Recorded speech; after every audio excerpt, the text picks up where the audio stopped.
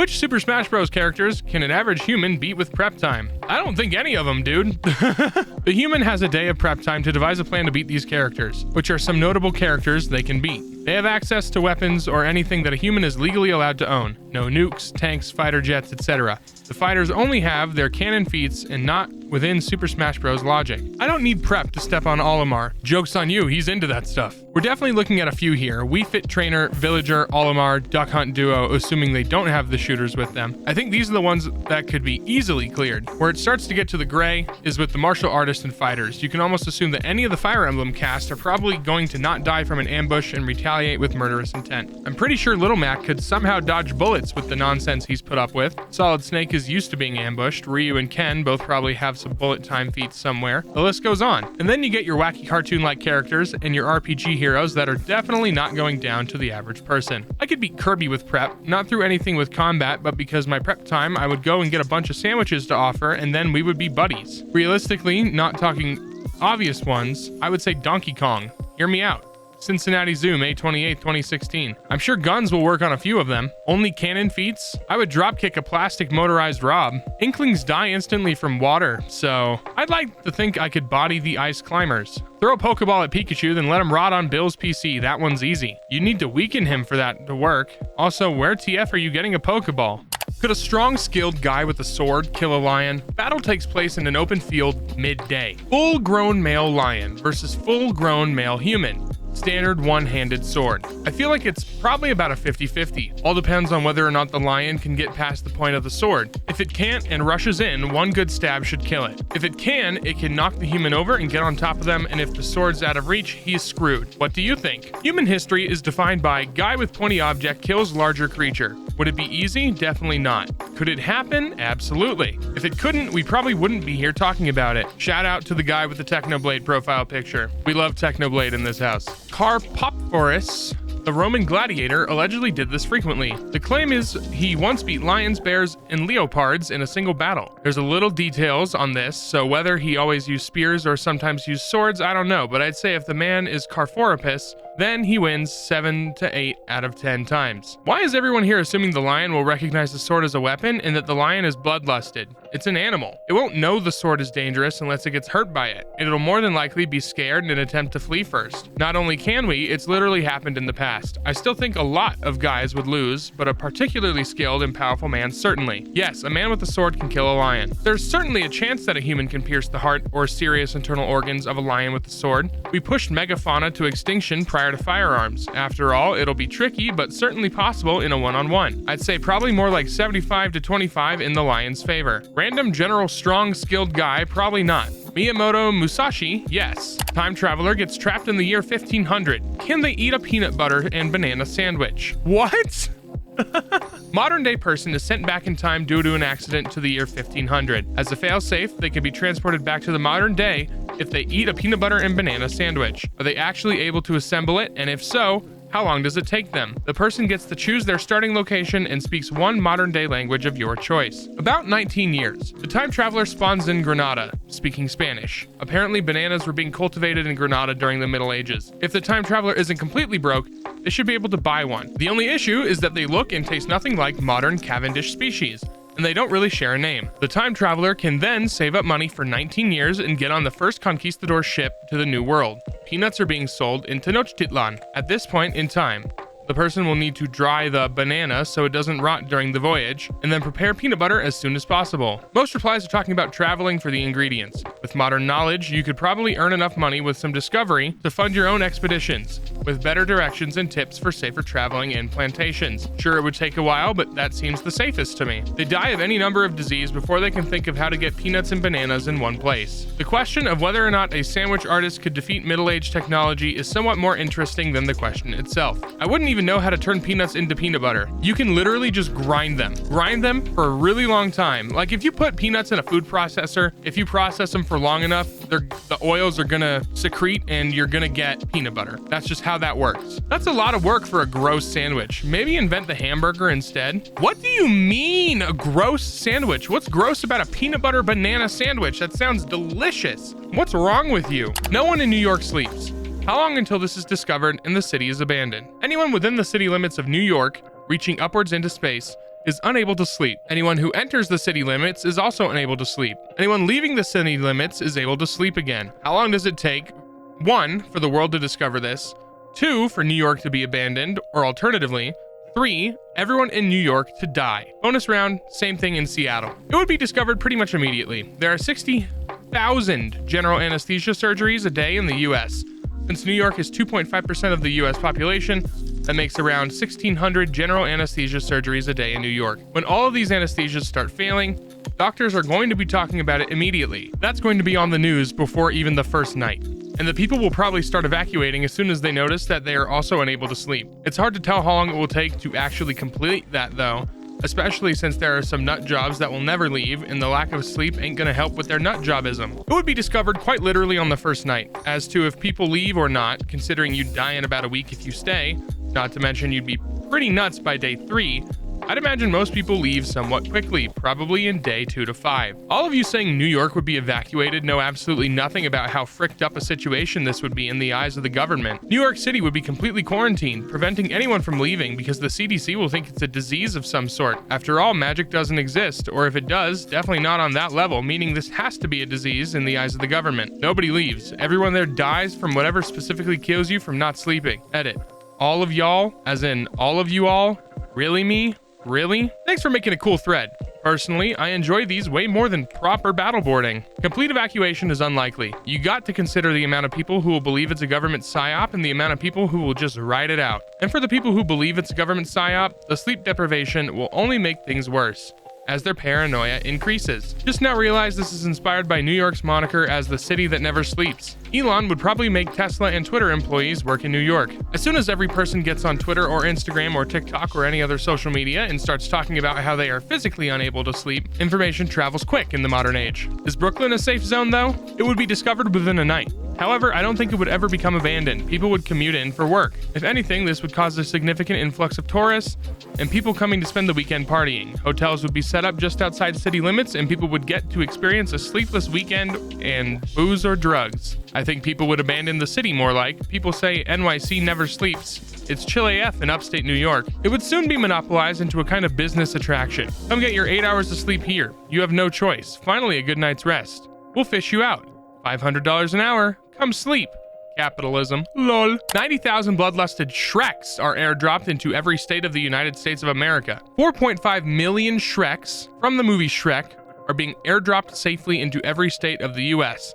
90,000 in each state divided equally. The 4.5 million Shreks are all bloodlusted and will stop at nothing to kill anyone and every human, but will not kill the other Shreks. They are unarmed and will not pick up weapons. The US are also allowed to ask other countries for help. What would be the number of casualties before all Shreks are killed? Round 1, as stated. Round 2, 180,000 bloodlusted Shreks are airdropped into every US state. Round 3, the United States have an hour prep time beforehand. Bonus round. The 4.5 million Shreks are allowed to pick up weapons and items to help them. Police forces would take Shreks down by the dozens, considering he has no resistance against bullets, and a massive green guy is hard to hide and mistake for anyone else. As incompetent as a lot of cops are, it won't be too hard to shoot him. I think Shrek realistically would get killed by being shot a few times, right? The first movie indicated crossbows would kill him. There's probably enough guns in America to where the bloodlusted Shreks get shot, but a sizable portion of America, less guns area, would probably get devastated. Based on the respect thread, Shrek is roughly 7.5 feet tall and can easily lift 700 pounds. Donkey.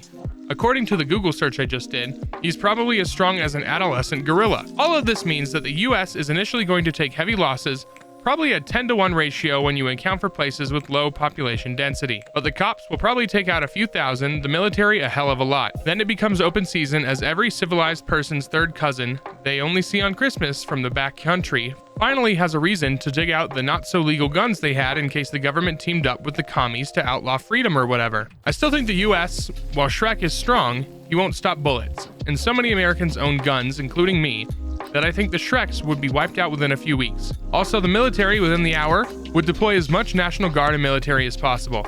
I think they could do a number on small states like Wyoming or even destroy Wyoming, but I don't think they could completely wipe out more than 2 small states. Now, 180,000, I still think the US would, but a lot more human casualties would happen. I think the Shreks would realize that they're getting shot at by lethal weapons and start going into hiding. You'd have Shrek sightings for years or even decades in remote forest and cave systems. After the initial shock, the memes would be insanely funny. Shrek physically is significantly stronger than humans, as evidenced by his brawl in the first film. That being said, he was also injured by an arrow, so anyone with a gun will be able to deal with a Shrek or even multiple Shreks.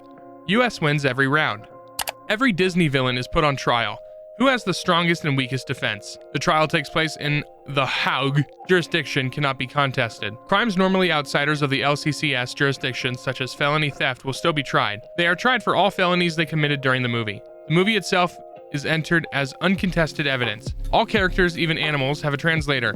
While they are free to assist in their own defense, they each get a world-class lawyer. The prosecution is also the same class of attorney. Thanks to the magic of Disney, in Chernobog, anyone who is not directly killed by the defendant can be resurrected to be cross-examined. The cook from Ratatouille has the best defense. Remy is a rat, and they can't have rats in the restaurant for health reasons. Sid has the best defense. What would he be tried for? It's not like anyone knew the toys were alive, and the toys would have to break toy law on a massive scale to bring charges against him. Maleficent has the worst defense. She cursed the princess in front of everyone because she wasn't invited to a birthday party. Your Honor, my client was rejected as a sidekick by Mr. Incredible as a child. Goodman, you do realize that Mr. Pine launched a hostile robot into a populated area, right? Really? No one said the coachman from Pinocchio for worst defense? The guy literally has children kidnapped, turned into donkeys, and trafficked as slaves. Scar, how are you gonna persecute a lion for doing lion things? Gaston has a pretty great defense considering what we as the audience knew versus what he knew. She was kidnapped by a monster and likely developed Stockholm Syndrome. I came to rescue her.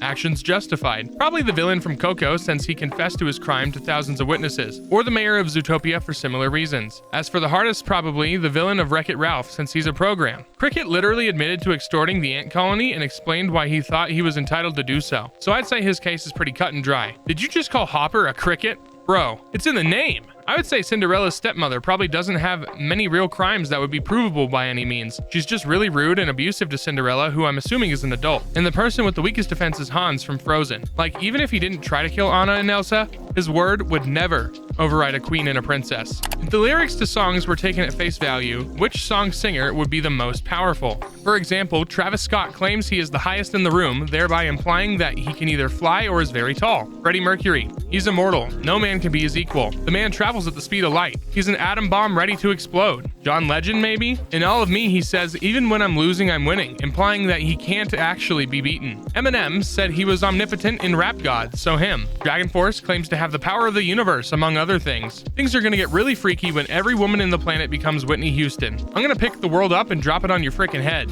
Lil Wayne. Kanye West is a god. I guess how this scales depends on the pantheon. Rick Astley is never gonna stop. He tells us that everything is an artificial dream of the future, therefore implying that he's the only one who knows the true nature of reality. If there was the Hunger Games between stereotypical characterizations from each 50 states of America, who would win? Example, stereotypical big-hatted Texan with a gun, stereotypical soft-hearted Californian, etc. Florida man not only wins, but he probably burns the whole thing down. Alaska man already lives outside and hunts bears for food. They'll be fine. Don't count out some swamp man from the bayous of Louisiana. I think terrain plays a big part in this. Some dude from Alaska who eats nothing but elk and beaver would take this if it was a snowy mountain region. An urban futuristic region may be taken by a resourceful LA homeless person, but probably Florida man. None of the states are likable enough to be a shoo-in to win a Hunger Games, because the real way you win is being popular enough to get good sponsors, which might give California an edge as movie stars and stuff. Having been to the US once, I'd have to say you're Rhode Island.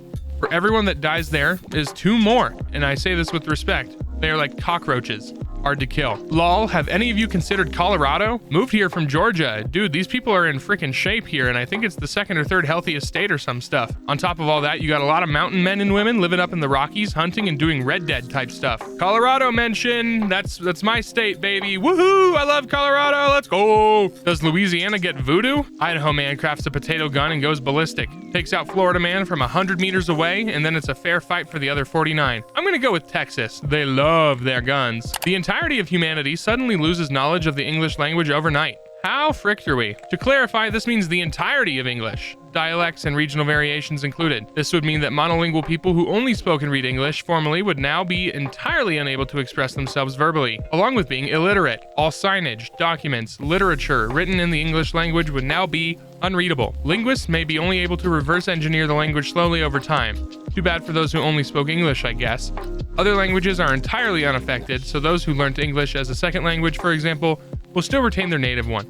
And English speakers with a second language would retain the knowledge of how to read and write the language too. How would the world react, especially English-dominant countries and regions, and how messed up are we? Round 1. Only the English language is affected. Actually, for completeness' sake, this applied to all English-based Creoles as well, such as Jamaican Patois. What happens? Round 2. The top 5 most spoken languages of the world become indecipherable to humanity. That means Mandarin Chinese, though the Chinese script, both simplified and traditional, even for dialects like Wu and Yue Chinese, would be removed from all human memory. Spanish, English, Hindi, and Portuguese. Are we completely messed? Spanish is our language now. Anyone that's ever had a couple drinks in a bar in a foreign country knows it's remarkable what you can learn in a short amount of time. There's a fair amount of people that won't be able to think in the Middle America, but I'm not sure they're thinking much with the language they have. One thing I can tell you for sure is South Florida would barely notice. We all practically speak 3 languages anyway. Round 1 is actually quite interesting.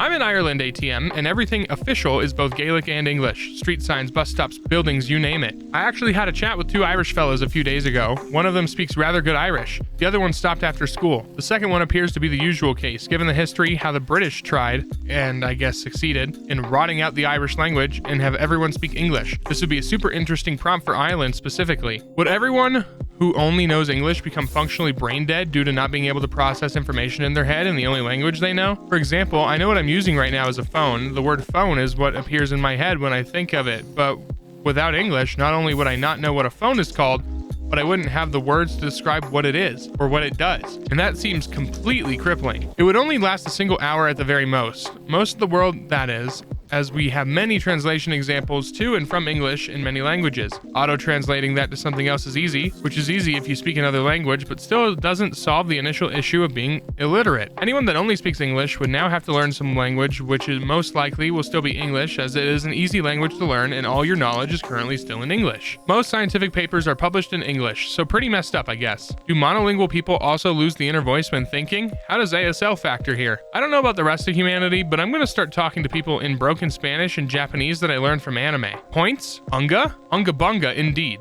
A bunch of Disney villains attempt to run for president. Who would get the most votes? A bunch of Disney villains attempt to run for president of the United States of America, but who would get the most votes? This is how the game works. The winner would need to get the most votes out of anyone. To get votes, they would have to use manipulation or simply attempt to convince people to vote for them. Rules: no cheating. These include hypnotizing, using potions, or paying people to vote for them. If they want to win, they have to convince/manipulate people in voting for them. This can be from a speech or just convincing the public. 3. No one gets harmed at all, so a villain isn't allowed to hurt anyone to become the president. Gaston, because no one campaigns like Gaston. Scar had the hyenas ready to commit regicide with one musical number. He has this in the bag. As the only American citizen on your list, Dr. Facilier wins by default. I'm going with Gaston. He's buff, handsome, and charismatic. One song about how he'll fix America will get him a bestillion votes. I feel like Hades would do well in an election. He's charming in his own way, has a sense of humor, and he's great at making deals. James Woods apparently chose to play him as a used car salesman type, and that seems perfect for politics. It might be a problem that he wasn't born in the US though, but on the other hand, he is the grandson of Gaia, the literal Earth,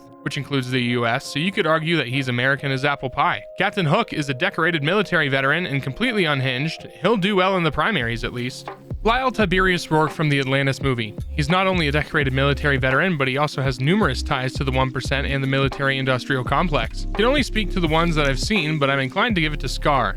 Sure, he forcefully took power after depositing the rightful king, but he also built his army by winning the hearts and minds and stomachs of the hyena, showing he's willing to listen to the people that others ignore. He plays into grievance politics really well and is a smooth talker. Yeah, there might be footage of him out there basically speaking at a Nazi convention, but that hasn't stopped a lot of politicians in the US yet, so why would he be the exception? Thank you guys so much for watching today's video. Make sure to leave a like, comment below, subscribe if you're new, turn on post notifications so you get notified every time this channel uploads. Again, thank you so much for watching. Have a wonderful rest of your day and peace out.